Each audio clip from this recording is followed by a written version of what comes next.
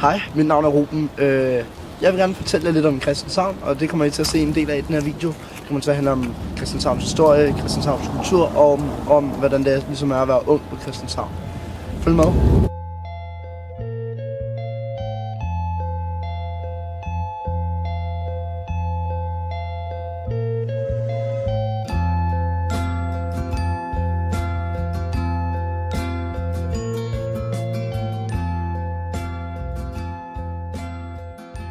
Christianshavn byder også på mange ting at lave for unge mennesker. Gymnasieelever, folkeskoleelever og hvad der ellers findes af unge mennesker her på Christianshavn.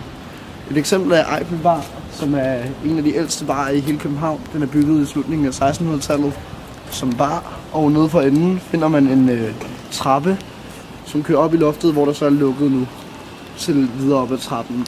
I gamle dage var det der, hvor de prostituerede sad, så sad man og drak øl nedenunder i baren, og så gik man ovenpå og fik Saturday sex.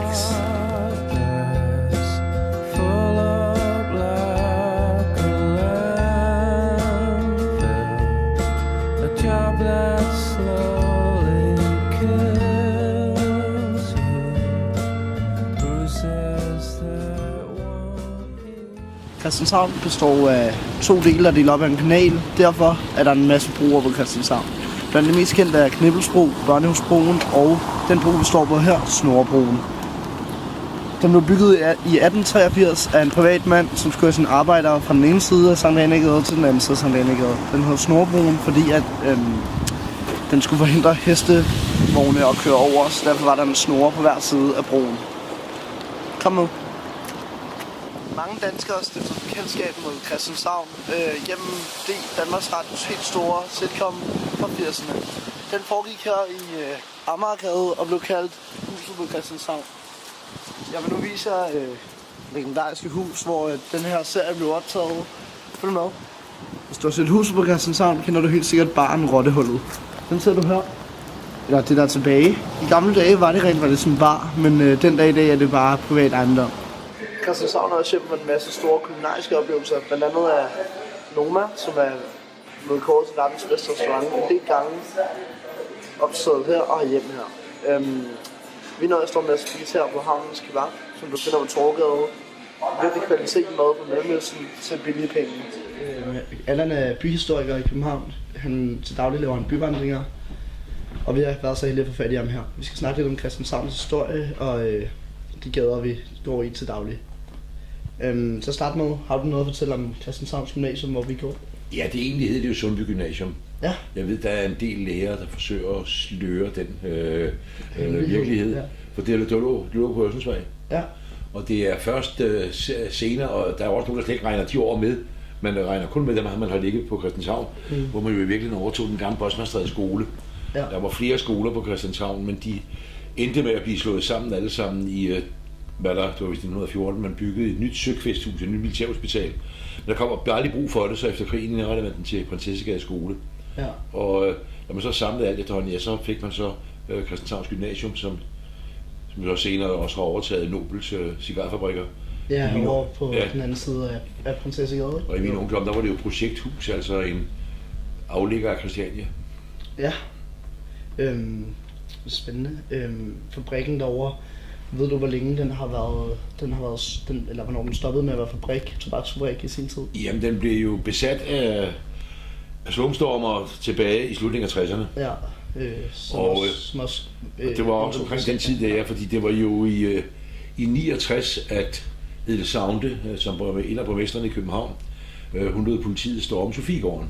Ja, Og det var jo en tid, hvor generelt der var enormt mange unge mennesker, der flyttede hjemmefra, og der var ingen lejligheder.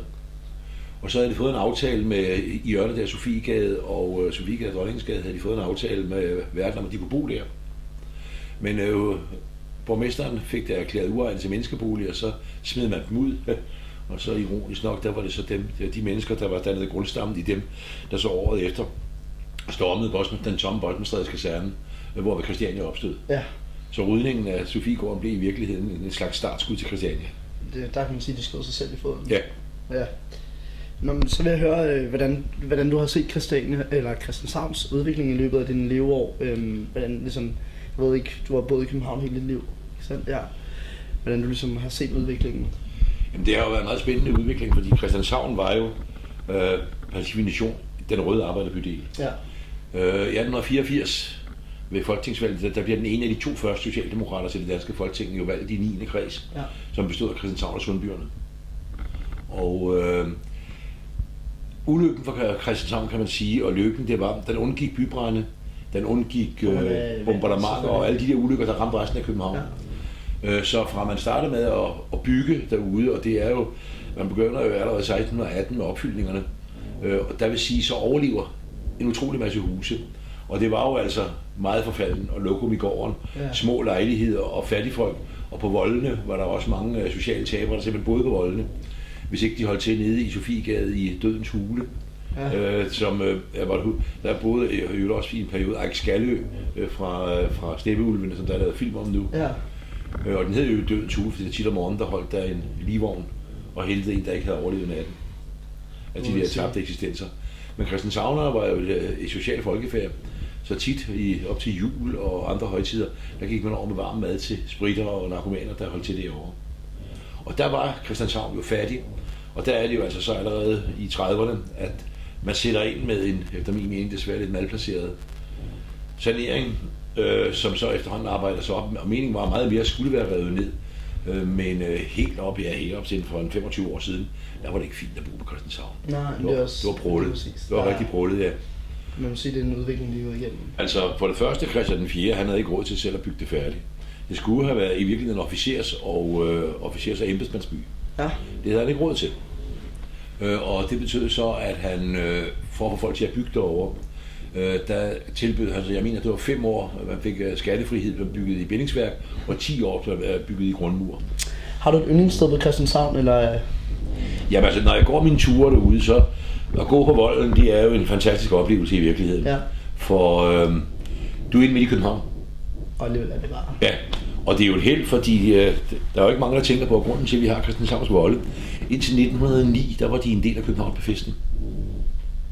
Og indtil 1914 var der stadigvæk demarkation imellem, det vil sige et område, man ikke må bygge i grundmur, imellem Christianshavns Vold og den daværende kommunegrænse ud til Tornby, og den gik jo på Prags Boulevard.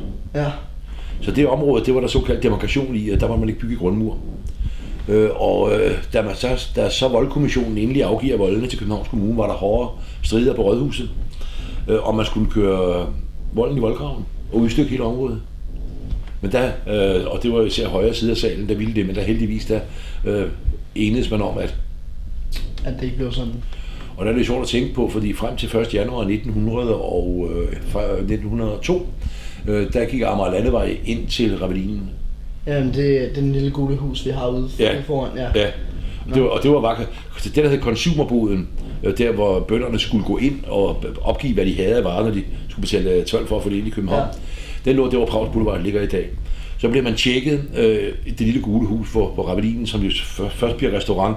Jeg mener, det er 44, man indrettede den som restaurant. Ja, 1944. Sted, jo. Ja.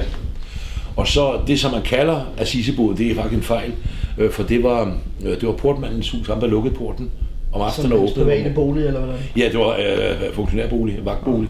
Og grunden til, at den har det der halvtag, det er jo i virkeligheden, fordi så kunne skillevagterne stå i læ på regn. Ja. Ikke for at holde dem tørre, men for at holde krudtet tørt. For de skød med forledergevær. Ja. Hvordan adskiller Christianshavn så fra resten af København? Du har været lidt inde på det, men... Ja, der var i lang tid, det er så ved at forsvinde lidt nu, men der har der jo været en slags, man kan næsten kalde det en landsbykultur. Ja. Fordi man kender hinanden. Og det er småt, der er stille, der er stille og roligt, og det er den her landsbystemning.